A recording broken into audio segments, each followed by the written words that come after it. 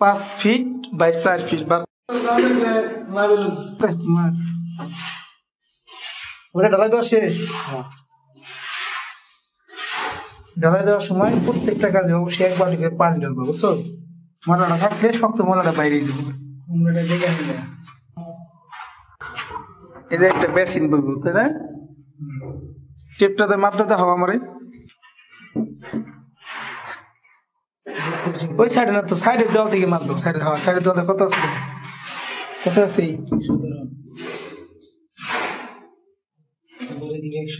110 centi. ঠিক আছে। আর এই 45 ব্যান্ডটা ওইদিকে নেমে গেছে না নিচের দিকে? ওদিকে মাথায় লেগেছে, নিচের দিকে মাথায় লেগেছে, নিচে হালকা একটু পেয়ে কিনতে বেশি। আর ভিতরে কি দিছ? ভিতরে কি দিছ বলে দিন। মুখ আটকে দিয়েছি এর ভিতরে। এদিক দিয়ে পলিথিন দেবো।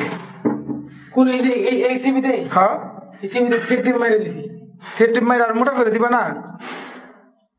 থ্রেড তো দেখা যায় তোমার মোটা করে নেই।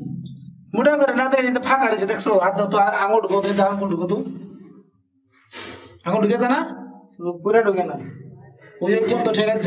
আবার এনে যে ফ্লাশের লাইন, এটা কি আটকাচ্ছ না? আমার না, ওই মাথাটা টুকটা, মাথার ওই দিক ঢাল হয়ে গেছে। সব লিখেছি। হ্যাঁ, ঠিক আছে। হ্যাঁ, সোজা আসছে মনে হয়। হালকা একটু ডাইনে হালকা একটু।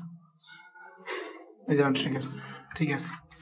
এই 45 দেওয়ার কারণ হলো আমরা প্লেনের বোঝান দিই না, তখন তো জেনে খাড়া করো। অনেক সময় ওয়ালে বালি বেশি হয়, কম হয় না? তখন করে কি, আমাকে যদি প্লাস্টারিং লাগাই, তখন ওই যে দেখা গেছে নিচের দিকে থাকে বাইরে, উপরের দিকে থাকে ভিত্তি, নাইলেও মানে অ্যাডজাস্ট হয় না। আর এই 45 দেওয়ার কারণ 45 দিলে কি হয়, তোমার সুবিধা কি দেবো? ওই কিন্তু অ্যাডজাস্ট করতে পারতেছো, কথা বুঝছো? 100 হয়ে যায় না? ঠিক আছে। আমরা আগে কি করতাম, আগে দিতাম আমরা ওয়ালে দিয়ে 45। কাজের পারিশ্রমিক কমে গেছে কি, তখন কামও শর্টকাট করে ফেলাইছি। এই জায়গায় এটা কি সাইডে আছে না? ঠিক আছে, ঠিক আছে। এখন লেভেলটা একটু দেখাবে না, স্লোপ ঠিক আছে কিনা? 5 ফিট বাই 4 ফিট বাথরুম। 5 ফিটের 2.5 ফিট কিন্তু গেছে গিয়ে কমোডে, আর 2.5 ফিট রয়েছে হলো আপনি এর জন্য। আর এই যে হলো ওয়েস্টেজ পানি নাই, ঠিক তো? এই যে আমরা দিচ্ছি ডাইনে জন্নার বাল্টির পয়েন্ট, বাম হইলো বাল্টির পয়েন্ট বা মিক্সার গরম, তাই না? জন্নার চাবি জন্না। তো যেটা দেখো দেখো, লেভেলটা দেখো, ঠিক আছে? ওইদিক দেখো, এই দেখো ওই মাথায় ঠেকাইছে কোথায়? ঠিক আছে, একবার 100 ঠিক আছে।